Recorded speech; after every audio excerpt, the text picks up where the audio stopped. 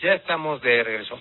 El pasado 15 de septiembre se publicó la reforma a la Constitución en materia judicial y como resultado de esa reforma serán modificados y adicionados varios artículos de nuestra Constitución para implementar los cambios en cuanto al funcionamiento del Poder Judicial de la Federación, según la propuesta del Ejecutivo que se dio a conocer desde el mes de febrero de este año.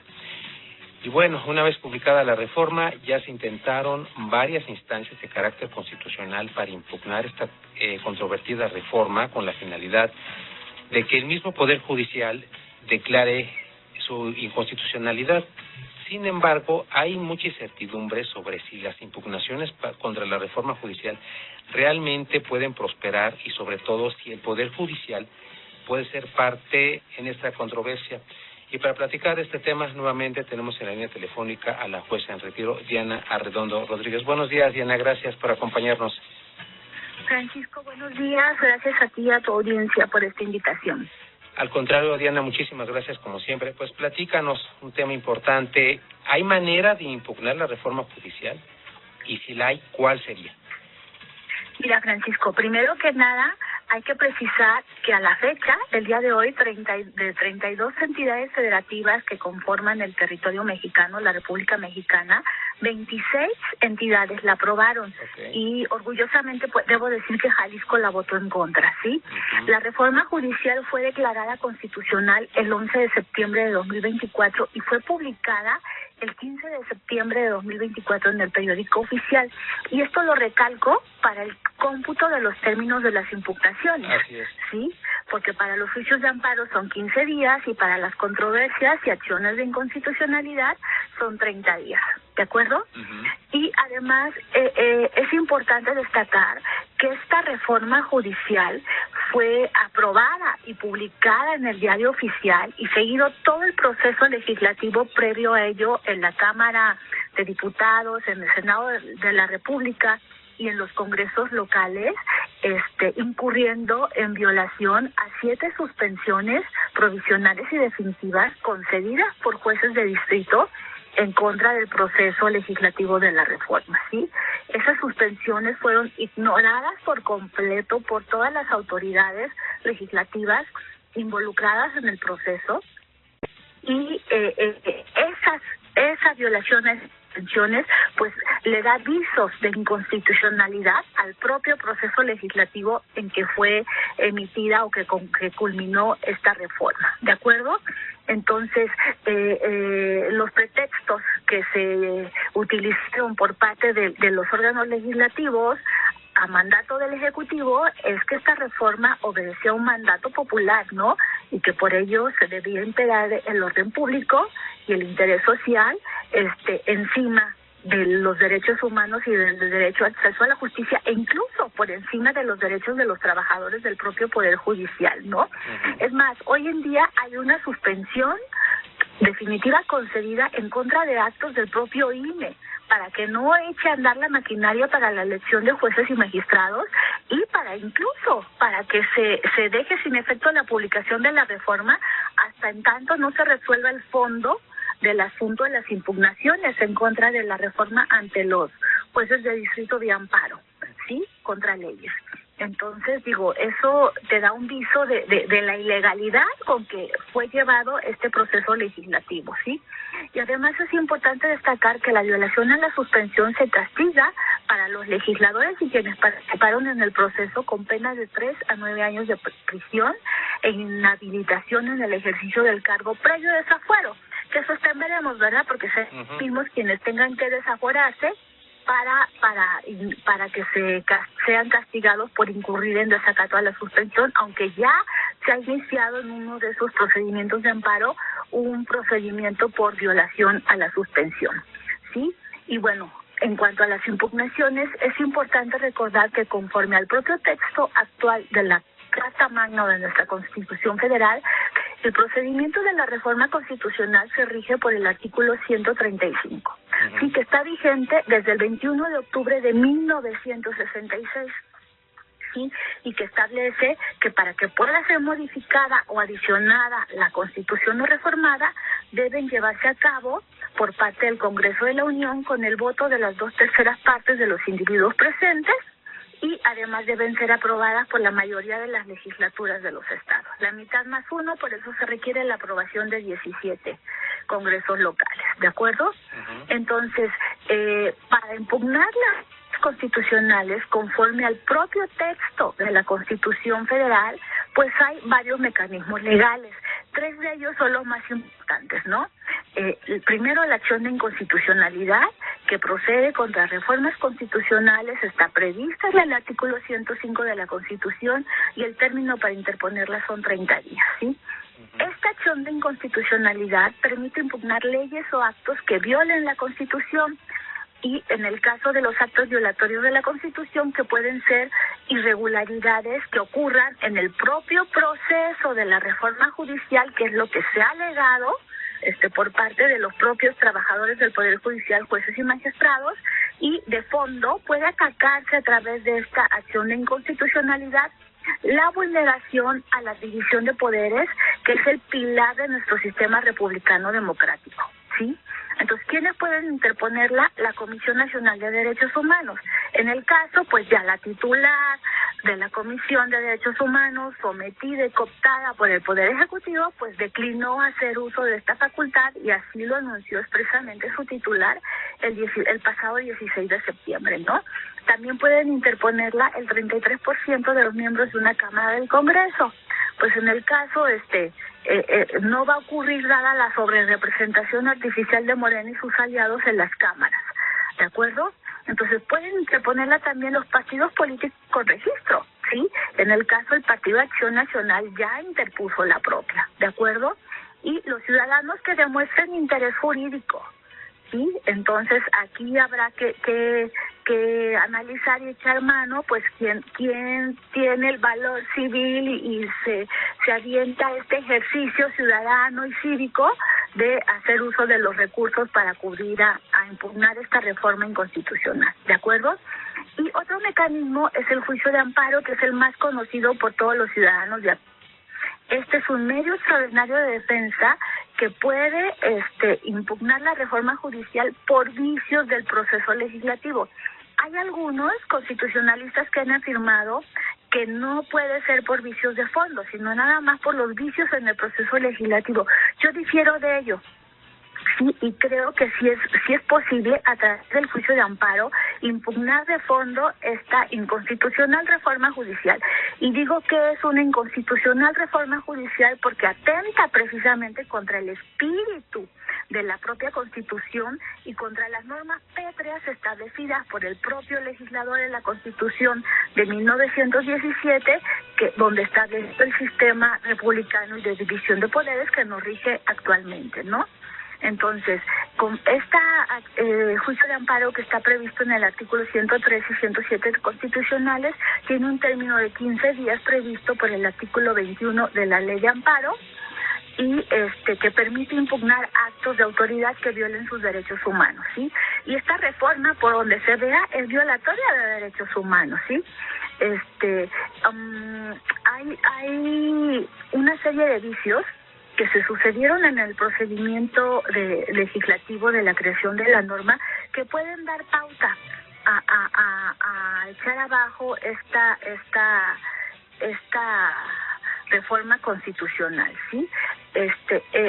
Como lo pueden ser en el caso el hecho de que la reforma nació inicialmente, o la presentación de la iniciativa de reforma, en la legislatura anterior y no en esta 61, ¿no?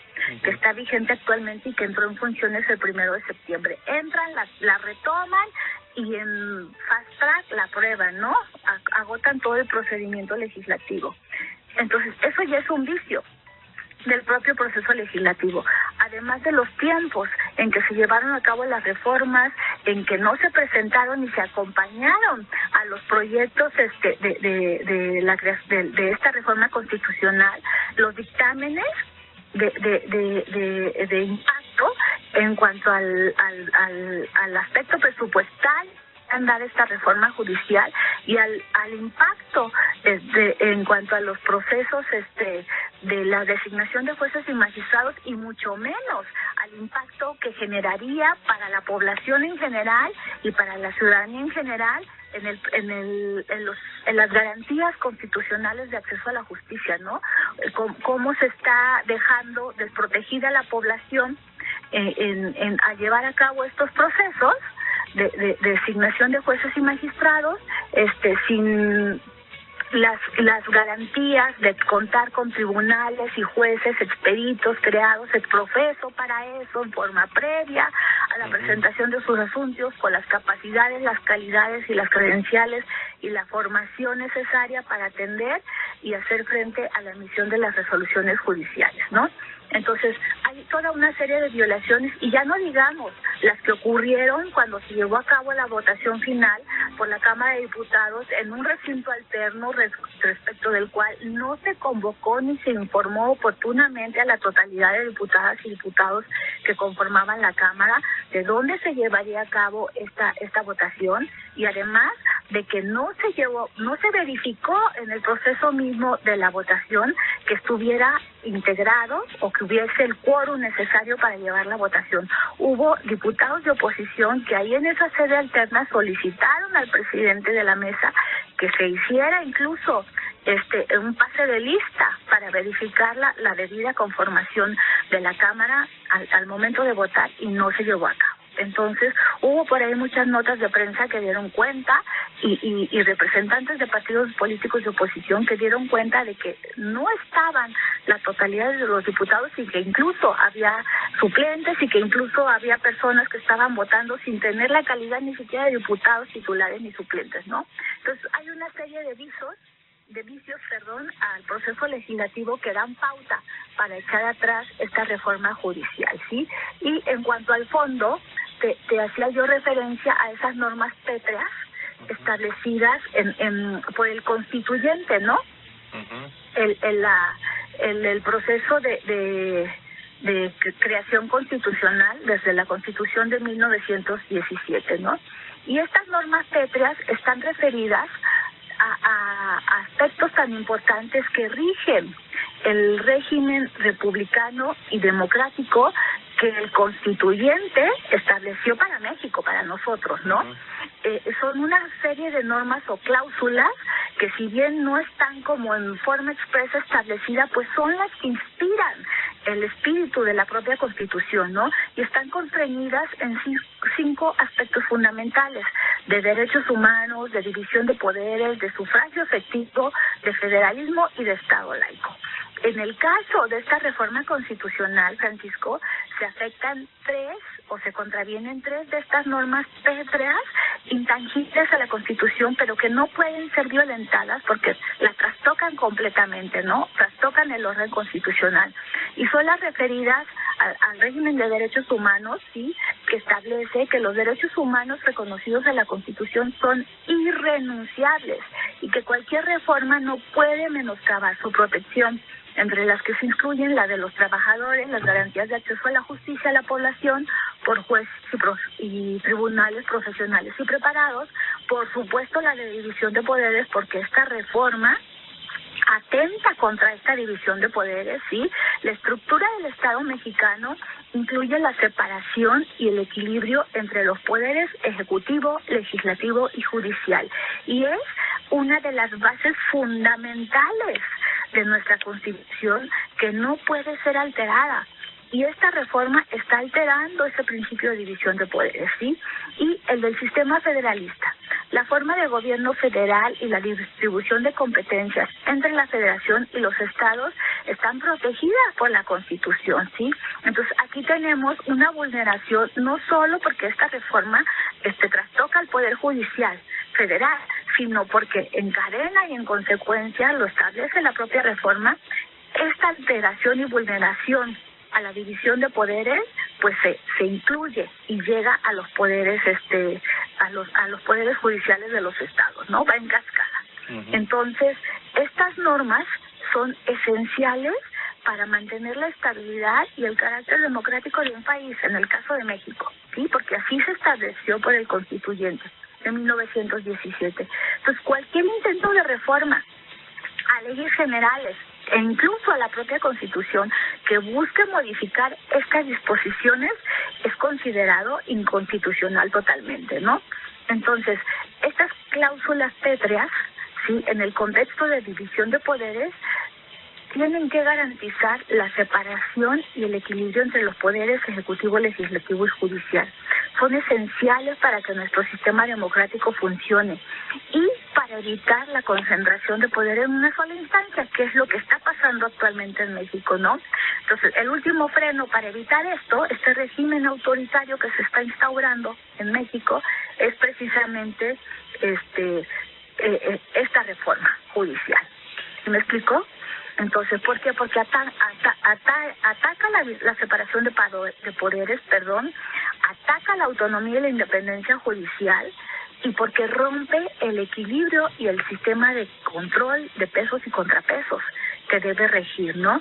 Entonces, la división de poderes, ¿por qué es importante? Porque previene los abusos de autoridad. Para eso está la división de poderes, para que se frenen unos a otros, porque deja desprotegidos los derechos humanos y porque rompe la estabilidad del sistema democrático. Entonces, yo creo que de fondo esto sí puede ser atendido, e incluso no nada más en las acciones de inconstitucionalidad o en las controversias, sino en los propios juicios de amparo, ¿no? Porque no es que se esté reformando, modificando la Constitución, sino que se está alterando el espíritu mismo de la Constitución, ¿sí? Entonces yo en esto diría, ¿quieres modificar estas cláusulas pétreas que inspiraron al legislador de 1917? Pues convoca un nuevo constituyente y emite una nueva constitución que no contenga estas cláusulas pétreas o principios fundamentales, ¿sí? Pero como está la Constitución, no pueden ser trastocados.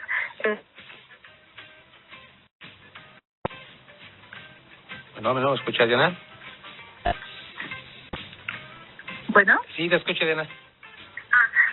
Perdón. Tenemos también la inconstitucionalidad y tenemos también la controversia constitucional.